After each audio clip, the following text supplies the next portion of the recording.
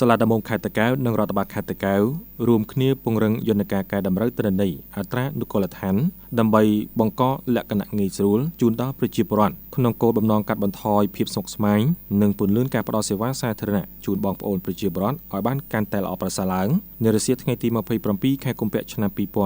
2026សាលាដំបងខេត្តតាកែវបានរៀបចំកិច្ចប្រជុំពិភាក្សាស្តីពីការកំណត់សមត្ថកិច្ចលើការងារផ្តល់សេវាកែតម្រូវទិន្នន័យអត្រានុកូលដ្ឋានពិធីនេះប្រព្រឹត្តទៅក្រោមអធិបតីភាពរបស់ឯកឧត្តមធៀមច័ន្ទពិសិដ្ឋប្រធានសាលាដំបងខេត្តតាកែវនិងលោកលីសាវ៉េនអភិបាលរងនៃគណៈអភិបាលខេត្តតាកែវដែលមានការចូលរួមពីសំណាក់ចៅក្រមព្រះរាជអាជ្ញារងមន្ត្រីតុលាការមន្ត្រីជំនាញពាក់ព័ន្ធនៃរដ្ឋបាលខេត្តក្រុងស្រុងកិច្ចប្រជុំនេះមានគោលដៅចម្បងក្នុងការជជែកវែកញែកនិងកំណត់ឲ្យបានច្បាស់លាស់នៅដែនសមត្ថកិច្ចរវាងស្ថាប័នតុលាការនិងអាជ្ញាធរដែនដីក្នុងការកែតម្រូវទិន្នន័យអត្រានុកូលដ្ឋានដូចជាសមុទ្រកំណើតសមុទ្រអាពាហ៍ពិពាហ៍សមុទ្រមរណភាពដែលកន្លងមកតែងតែជួបប្រទះនៅភាពចម្រូងចម្រាសនិងការយឺតយ៉ាវសម្រាប់ប្រជាពលរដ្ឋដែលត្រូវការកែសម្រួលទិន្នន័យផ្ទាល់ខ្លួនក្នុងឱកាសនោះឯកឧត្តមធៀមច័ន្ទពិសិដ្ឋបានបញ្ជាក់ថាការបែងចែកសមត្ថកិច្ចឲ្យបានច្បាស់លាស់តាមផ្លូវច្បាប់នឹងជួយឲ្យនីតិវិធីនៃការកែសម្រួលទិន្នន័យមានភាពរលូននិងតម្លាភាពទន្ទឹមនឹងនោះលោកលីសាវ៉េតក៏បានលើកឡើងផងដែរថា